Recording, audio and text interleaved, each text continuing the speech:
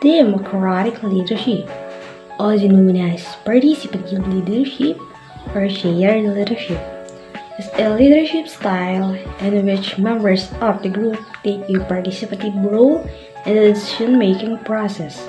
This type of leadership can apply to any organization, from private businesses to schools to the government. With a democratic leadership style, everyone is given the opportunity to participate. Ideas are exchanged freely, and decision is encouraged. While this process tends to focus on group equality and the free flows of ideas. The 5 famous democratic leaders.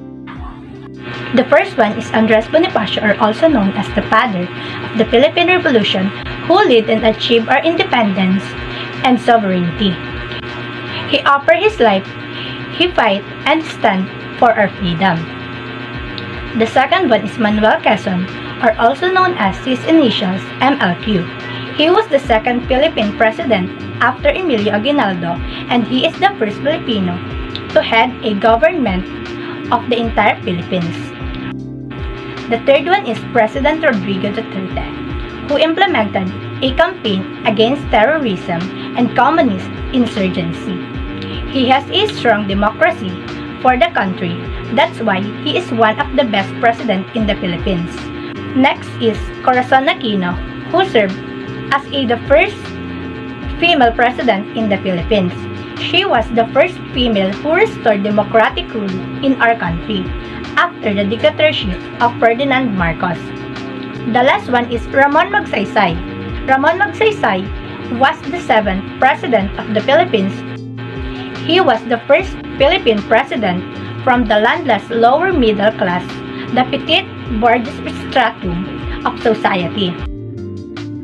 Democracy and freedom are two misguided terms used to describe power in the Philippines. Democracy is defined as a governmental structure formed and constructed by the people, and it is the source of Filipino sovereignty. Since the Americans colonized the Philippines, this type of regime has been critical to the administration. Democracy is still alive and well in the Philippines. The population or the people can still elect their leaders through voting.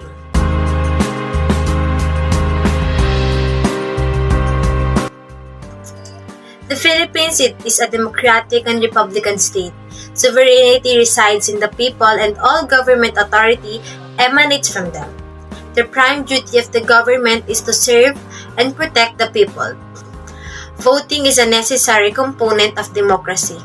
According to the 1987 Philippine Constitution, voting is a method for a group such as a meeting or an electorate to make a decision or express an opinion, often following discussions or election.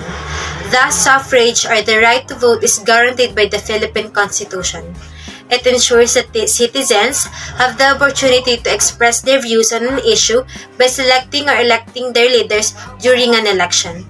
Thus, voting is a duty that all qualified citizens of a country must fulfill in order to ensure the social, political, and economic stability of their country. More importantly, while the Philippines has embraced democratic traditions such as participation, freedom of choice, and expression, the longer-term challenge is to deepen the quality of its democracy. There's a lot of good things na maaari nating makuha sa pagiging isang demokratikong bansa, katulad na lang ng pagkakaroon ng malayang pagpapahayag ng ating opinyon, laban man o pabor sa pamahalaan. Isinasaalang-alang din dito ang pagkakaroon ng pantay-pantay na karapatan, mayaman man o mahirap. Malaya din tayong pumili sa mga mamumuno sa atin para mapaunlad ang ating bansa. Magagawa din natin gawin ang mga bagay na makakatulong sa bansa, ganun din sa ating kapwa nang walang takot at pangamba. Bilang isang estudyante, maganda ang demokratikong pamumuno sapagkat magkakaroon ang bawat isa ng kalayaang maipahayag ang kanilang saloobin at opinyon. Magiging isa din ang pinuno at ang pinamumunuan at madali din sundin ang namumuno sapagkat siya ay magandang halimbawa ng isang pagiging mabuting leader. Dahil mayroon siyang tengang marunong makinig sa kanyang kapwa.